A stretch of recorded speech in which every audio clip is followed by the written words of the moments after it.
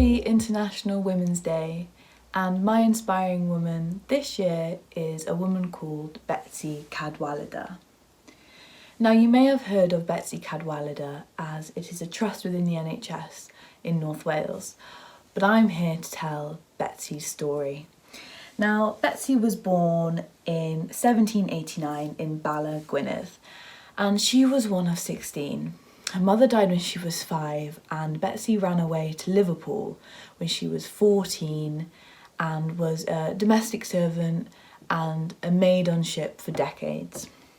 Now, at the age of 65, she joined the military nursing service after training as a nurse in her late life and headed off for the Crimea. This was against the will of Superintendent Florence Nightingale, because Florence Nightingale felt that Betsy Cadwallader was an emblem of the Welsh working class, which had a bad rep from a publication called The Treachery of the Blue Books, but that's another thing. But Betsy went anyway, and she challenged the system around her to give intuitive care 20 hours a day. She worked 20 hours a day. And she is my inspiring woman because the theme of the International Women's Day this year is leadership in a post-COVID world. And although Betsy was a woman of the 19th century, I think that we should look into history for these answers. And her qualities of intuitive care and nurture and challenging the system to give the soldiers what they need most is a story we should remember when we're in this post-COVID world. And that is why Betsy Cadwallader is my inspiring woman. To say that Charlotte Bronte was supportive of feminism would be an extreme misrepresentation. Charlotte Bronte was feminism, and a very forward-thinking woman. Her strive for equality was not just portrayed in her and her sisters, but also in her book, Jane Eyre. Eyre was also extremely feminist. Charlotte used her book as a way to get her ideas, views and opinions of the wider world across, which was very difficult considering the views in the early 1800s were not as open as they are now. Charlotte was also very open about her views in public while she was finding someone to publish her book. She would insist that they are not judging the book but her gender instead. These remarks were not at all well received, not just by the men but other women as well. Yet some women may have thought like this. They did not express their thoughts or concerns, for it was not a woman's place in politics. Yet all the Bronte sisters, especially Charlotte, took a great liking to politics. By her early teens, she probably would have known more about politics than most well-educated young men.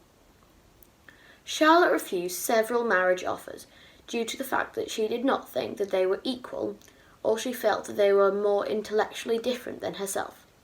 She would only marry a man who treated her as an equal and whom she had respect for. Charlotte inspired so many women to speak out, not just in a marriage, but also in their job or their daily lives. Even if she didn't march in a group or start an uprising or change women's right forever, she gave them the confidence, the flame, and the ideas to change their lives or make their world better. Without these people like Charlotte Bronte to light the flame, who can carry the torch?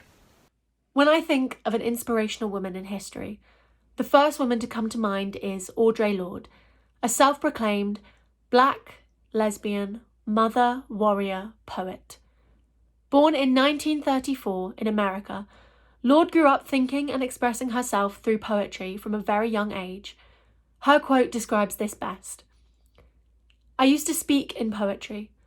I would read poems and I would memorize them. People would say, 'Well, what do you think, Audre?' And I would recite a poem. And somewhere in that poem would be a line or a feeling I would be sharing." In her early life, Audre became a librarian, a job she returned to many times because she loved it so much, and then became a professor of English at the City University of New York. There, she fought for and started a Black Studies department. Throughout her career, she published many notable essays and poems.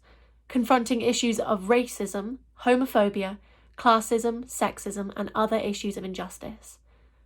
She describes in many of these her experiences being marginalised and seeing her fellow women, but in particular black women, experience injustice. She also emphasises the importance of accepting and celebrating our differences, no matter what they be. Audre Lorde inspires me because against all odds, having her work and words disregarded because of her race and sexuality, being marginalised by fellow women, she continues to speak the truth, and her words have inspired me to examine my life and fight for injustice. Although her work comes from over 50 years ago, they still ring true today, and I believe they always will. To finish off, I think this quote of hers fits perfectly with International Women's Day.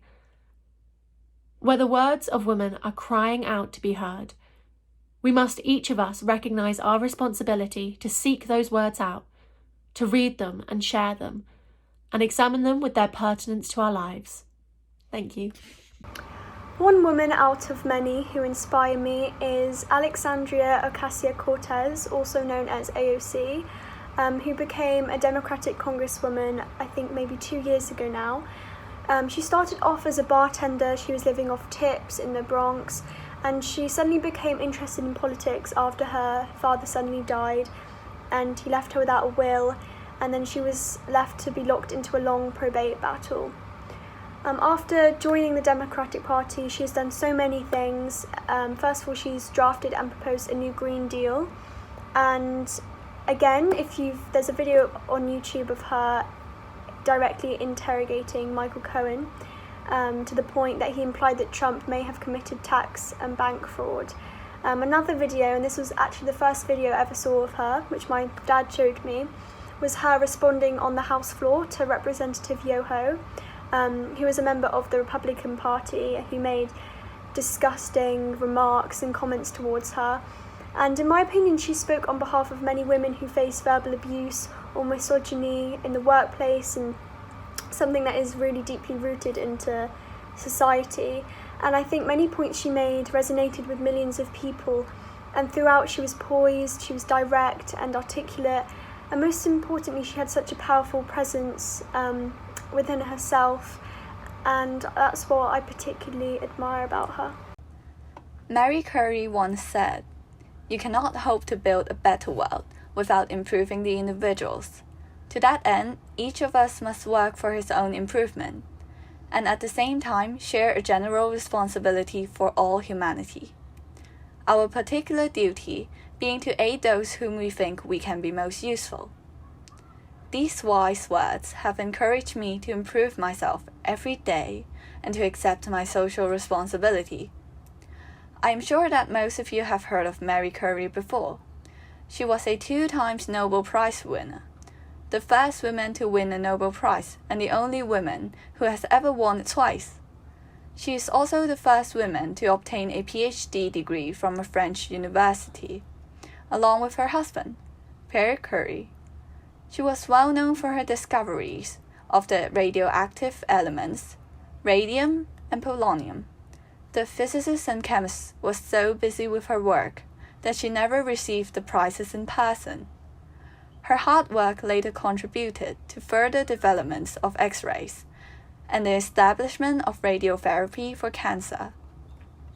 In Victorian times, women were severely discriminated against. She had to study in secret, as it was nearly impossible to be accepted in the academic world that once belonged to men. I have frequently been questioned, especially by women, of how I could reconcile my family life with a scientific career. "Well, it has not been easy," she said.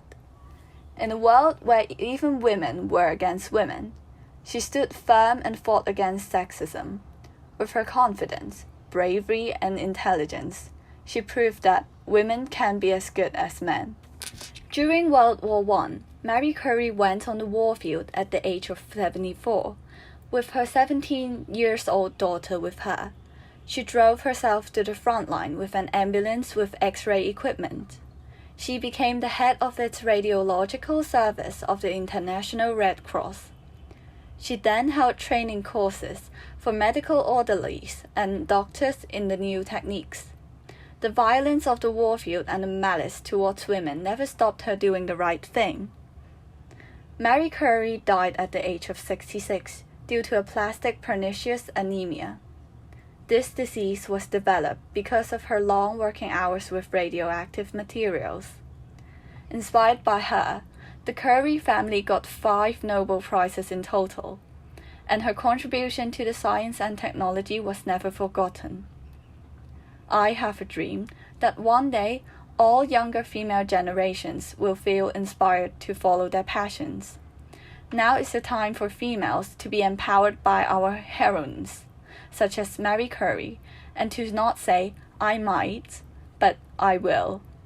Anything is truly possible for anyone of any race, age, and gender.